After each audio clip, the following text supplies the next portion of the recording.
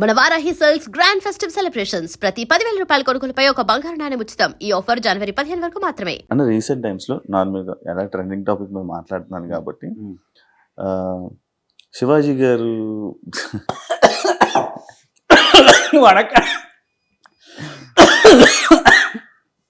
కాదు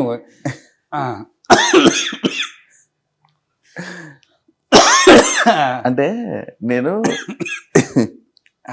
చెప్పు చాలా వీడియోస్ చూసాను. నార్మల్గా కొన్ని వీడియోస్ మీరు రియాక్ట్ అవుతూ ఉంటారు శివాజీ గారి మీద ఆయన అన్న మాటల్లోనే. ఎందుకంటే ఇలాంటి మాటలు కానీ ఇలాంటి సిచ్యువేషన్స్ కానీ ఎక్కువ విన్నది జబర్దస్త్లో, ఆ డైలాగులు, ఆ మాటలు, ఇలాంటివన్నీ. ఇప్పుడు శివాజీ గారు అన్న దాంట్లో తప్పు అనిపించిందా లేకపోతే ఏంటి? అది చూసి ఆ మాటలను కొరబోయి నేను అసలు ఇప్పుడు ఏం చెప్పాలో ఏమో. నువ్వు వచ్చినప్పుడు మా అమ్మాయి చెప్పింది, ఎట్లా పెడితే అట్లా మాట్లాడకండి, కింద మళ్ళీ అన్ని అందరూ ఎట్లా పెడతారు, వచ్చే అవకాశాలు రావు, జాగ్రత్తని పంపించి ఏం చెప్పాలో నాకు అర్థం కావట్లేదు.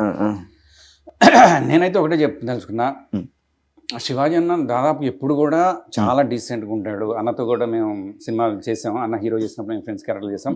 అన్న చాలా డిసిప్లిన్గా చాలా డీసెంట్గా ఉంటాడు. మొన్న కూడా చెప్పింది ఏంటంటే, అంటే ఒక మాట, ఏ సామాన్లు అనే మాట అన్ని కామెడీ ఫన్నీ చెప్దాం అనుకున్నా కానీ అంత వైరల్ అయితే పాపం ఆయన కూడా అనుకుని ఉన్నాడు.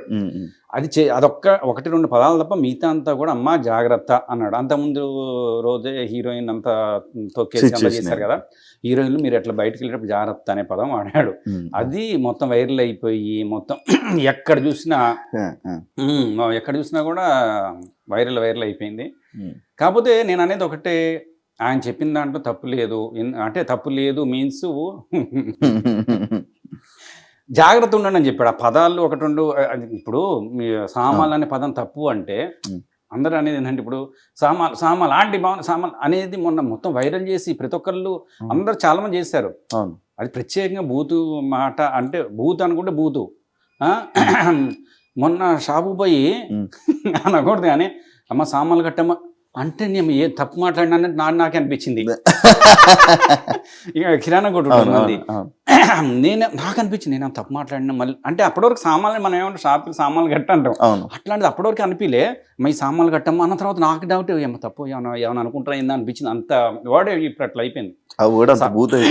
ఏందో నాకు అర్థం కాలేదు.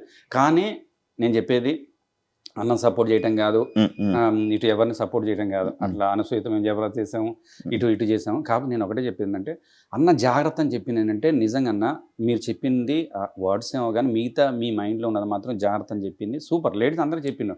ఎందుకంటే అది ఇవాళ రేపు రేడియేషన్ వల్ల అవుతుందో లేకపోతే తినే పదార్థాల వల్ల అవుతుందో ఏమవుతుందో తెలియదు కానీ కొందరు లంగాలు చిన్న అమ్మాయిల మీద మరి అగాత్యాయం చేయట్లేదా? అవునా కదా? ఈ అమ్మాయి అసలు అర్థం కాని విషయం ఏంటంటే ముసలి మీద అనవసరంగా చేంజ్ చేస్తున్నారు. అంటే అన్న చెప్పిన నేను కూడా చెప్పేది ఏంటంటే, కొంతమంది తల్లిదండ్రులకి చేతులెత్తి మొక్కేది ఏంటంటే, పిల్లలు బయటికి పోయినప్పుడు కనీసం ప్లీజ్ మీరు దయచేసి వేరే ఉద్దేశం అనకండి, డ్రెస్సులు పాపం ఇక్కడ వరకు వేసి పంపిస్తున్నారు అన్న ప్లీజ్. ఎందుకంటే అమ్మ షాప్కి వెళ్ళి రాపో అని పంపిస్తున్నారు, తర్వాత బయటికి వెళ్ళి పంపిస్తున్నారు. ఫుల్ డ్రెస్ వేసి ఇక్కడ వరకు వేసి పంపిస్తే ఎవడు ఏ లంగా ఏ వెధ పెట్టుంటాడో తెలియదు మనకి. వాడు తాగేసి ఇట్లా పోతుంటే అని ఉండొచ్చు కదా, వాడికి అనవసరంగా ఒక ఆలోచన రేకెత్తించినట్టే కదా.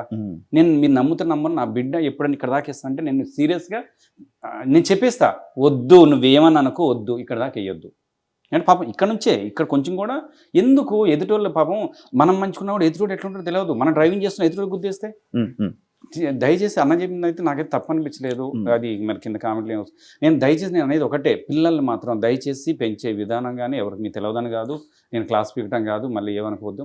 బయటికి పంపించేటప్పుడు నేను చూస్తున్నాను, ఇక్కడ దాకా పంపిస్తున్నారు. ఒకతే పాపం ఏదో షాప్కి వస్తుంది నైట్ వెళ్ళేటప్పుడు ఎట్లుంటుందని ఒక్కసారి ఆలోచన మీరు. ఎవరు ఎట్లుంటాడో తెలియదు కదా. బయట చూస్తున్నాను, టీవీ పెడితే ఎక్కడ చూస్తే పలానా అవుతుందని చూస్తున్నాం కదా. అట్లాంటప్పుడు నేనేమన్నా అంటే, వద్దు నేను దయచేసి అదేదో ఫుల్ డ్రెస్ వేసి పంపించండి కదా బయటికి. ఎవరు ఎట్లుంటాడో తెలియదు కదా. అనసూయ గారి రియాక్షన్స్ కరెక్టా? కరెక్ట్ అంటే అమ్మాయి పాయింట్ ఆఫ్ వ్యూ తన పాయింట్ ఆఫ్ వ్యూ తను చెప్పుకుంది, అందరి గురించి చెప్పలేదు. తను ఏం చెప్పింది, తన గురించి తను చెప్పుకుందేమో పాపం. ఏం నీ రియాక్ట్ కావద్దని తను చెప్పి మామూలుగా నేను ఓవరాల్ చెప్పిందంటే చిన్నపిల్లల్ని కూడా బయట పంపించేటప్పుడు పాపం పిల్లలు మనం ఏమనుకుంటాము, మనకు అసలు ఆ ఉద్దేశం చిన్న పాప కదన్నా ఎత్తుకుంటాం. ఈ మధ్య భయం అయ్యిందంటే చిన్నపిల్లలు ఎత్తుకుంటే భయం అవుతుంది, అవతల నుంచి ఎలా చూస్తారో భయం అవుతుంది. అసలు ఆ పిల్లలు మనం ఏమనుకుంటే చిన్నపిల్లలు మన ఈవెంట్లకు వెళ్తాం, చిన్నపిల్లలు వచ్చేసి ఇక్కడ కూర్చుంటారు, మంచిగా ఎత్తుకుంటే మన ప్రేమతో ఉంటాం. ఎవరు ఎట్లా చేస్తే భయం అవుతుంది కదా. నేను అనేది ఏంటంటే అదే చెప్తున్నా, తల్లిదండ్రులకి ఫుల్గా డ్రెస్సు ఏముంది ఇక్కడ దాకేయండి మీడియం వేసినప్పుడు కొంచెం లెగిన్స్ అంటే మరి అది ఎట్లా పోతే నాకు తెలియదు.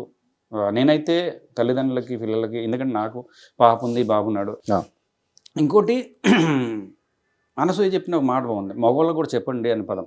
ఎందుకంటే ఆయన చెప్పడం గురించి కాదు, నిజంగా మగపిల్లల్ని పెంచే విధానం కూడా కరెక్ట్ ఉండాలి. అరే నాయన అది నీ చెల్లి లాంటిది, అది నీ అక్క లాంటిది, నువ్వు దాన్ని వేరే ఉద్దేశం చూడకు, అర్థమైంది. ఎందుకంటే మగ పూరగాలు కూడా అట్లే తయారైండు. అంటే అందరి గురించి చెప్పట్లేదు, వాళ్ళు కూడా బయటకు పోతే ఎట్లా ఏమవుతుందో అర్థం కావట్లేదు. మనం పెంచడం కూడా వేరే నా కొడుకుని అదే చెప్తాను నేను, నాన్న ప్రతి ఒక్కరిని చెప్పేటప్పుడు అక్క చెల్లి తమ్ముడు ఇది మాట్లాడు, అర్థమవుతుందా. నేను చూస్తా వాడు పక్కన బెడ్రూమ్, ఇప్పుడు ఎవడు బెడ్రూమ్ వాళ్ళకి అయిపోయింది, ఆ బెడ్ తొంగి చూస్తే నేను చూస్తా, వాడు ఏం చేస్తాడో ఏం చూస్తాడో కూడా నేను చూస్తా. ప్రతి ఒక్కరి తల్లిదండ్రులు కూడా చూడాల్సిన బాధ్యత ఉంది. వాడు ఏం చూస్తాడు, ఏ వీడియోలు చూస్తాడు, ఏం చేస్తున్నాడో చూడాలి. చూడకపోతే మరి అట్లనే తయారైతాయి కదా. నేను చెప్పేది అదే చెప్తున్నా, మగపిల్లలకు కూడా చెప్పాలి, ఆడపిల్లలు కూడా జాగ్రత్త ఉండాలి. అంటే డ్రెస్సులు మాత్రం దయచేసి ఫుల్గా వేసుకోవాలి. ఎందుకంటే కొంతమంది గుళ్ళకి వెళ్ళినప్పుడు కూడా కొంత స్లీవ్లెస్ వేసేసి వస్తున్నారు. కానీ ఇప్పుడు రానియట్లేదు అన్ని ఏంది పెద్ద గుళ్ళలో అయితే ఓకే, మామూలు గుళ్ళలో వచ్చేస్తున్నారు కదా. ఏం లేదు, ఇదైతే ఎవరిని ఉద్దేశించింది కాదు, నేను చెప్పేంత గొప్పవాడిని కాదు, ఏం కాదు. కానీ దయచేసి నేను అనేది ఏంటంటే అందరం బాగుండాలి, అందరం మన ఫ్యామిలీ కాబట్టి అన్న చెప్పిండు అంతే. ఇల్లు కొనుక్కున్నాను దేవుడి దగ్గర. నేను చెప్పేది ఒకటే, నాకు శ్యాంప్రసాద్ రెడ్డి గారు ఆయన నా ఒక్కడికే కాదు, ఆయన దేవుడి దగ్గర అందరికీ దేవుడు. ఆయన చేపట్టి ప్రతి ఒక్కరు ఇల్లు కొనుక్కున్నారు, కాళ్ళు కొనుక్కున్నారు, అందరు కొనుక్కున్నారు, అవునా కదా.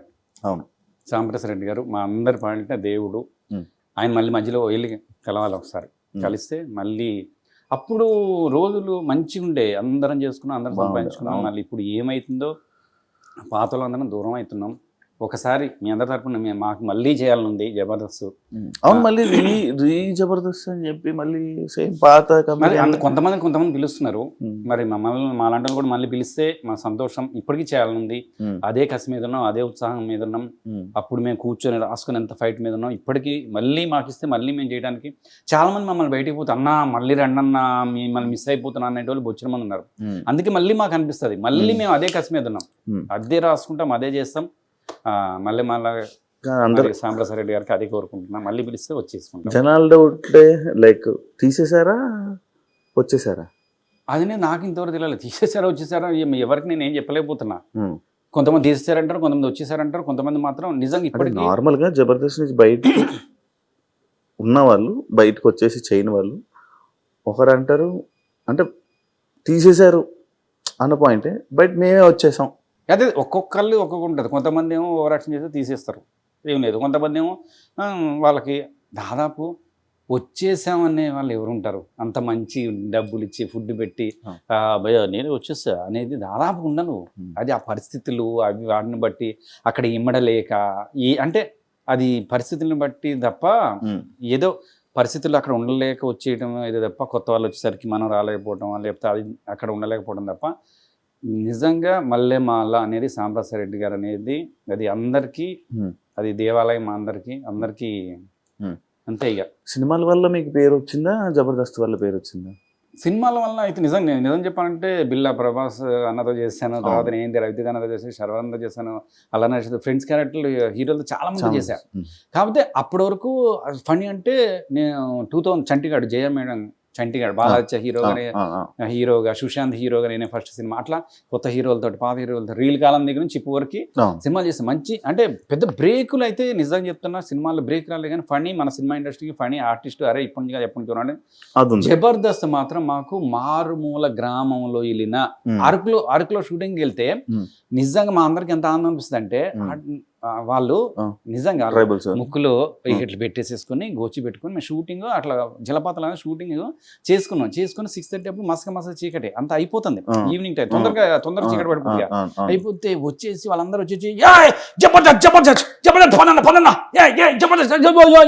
పిలిస్తే అంటే నాకు అసలు ఎంత ఆనందం అనిపిస్తుంది అసలు మారు మూల గ్రామంలో కూడా మేము వెళ్ళిపోయినామంటే ఇప్పుడు నా కారులో వెళ్తుంటే మొత్తం దింపపోయినా కూడా చీకట్లో ఉన్నా కూడా ఇట్లా అన్న ఇటువైపు రూట్ సాగర్ నుంచి ఒకసారి షూటింగ్ చేసి వస్తుంటే రూట్ తెలియక అయితే అసలు అప్పుడు 7:30 ఎప్పుడు ఆ టైంలో కూడా వాళ్ళ వాయిస్ని ఈ వాయిస్ తోటి గుర్తుపట్టి పాపం వాళ్ళు వచ్చేసేసి రూట్ చూపించి అంత నిజంగా అది మాత్రం చెప్తున్నా కదా ఎన్ని జన్మల పుణ్యమో ఎన్ని జన్మల అదృష్టమో కళాకారుడు పుట్టడం అందులో జబర్దస్త్ ఆర్టిస్ట్ పుట్టడం నేను మానేసి 7 ఇన్సైటీస్ అయింది అయినా కూడా అదే రెస్పాన్స్ బయటికి వెళ్ళాం ఆ పేరు చెప్పుకొని చాలా మంది కళాకారు నిజంగా చెప్తున్నా జబర్దస్త్ పేరు చెప్పుకొని చాలా మంది కళాకారులు ఈవెంట్ చేసి బతికేస్తున్నాం బయట ఇప్పుడు ఎక్కువ ఈవెంట్లు వస్తున్నాయి ఈవెంట్ పర్లేదు అది కానీ జబర్దస్త్ ఉంటే ఒక రేటు ఒక రేటు కాదా ఎవరైనా సరే జబర్దస్త్ కానీ సినిమా కానీ ఫామ్ లో ఉంటే ఆ లెక్క వేరు ఆ రేట్లే వేరు నేను చెప్తాను కదా ఇప్పుడు సుమన్ శెట్టి ఇప్పుడు ఫామ్ లో మళ్ళీ అడిగితే ఎట్లుంటది అది ఉంటది ఎంత అడిగితే అంత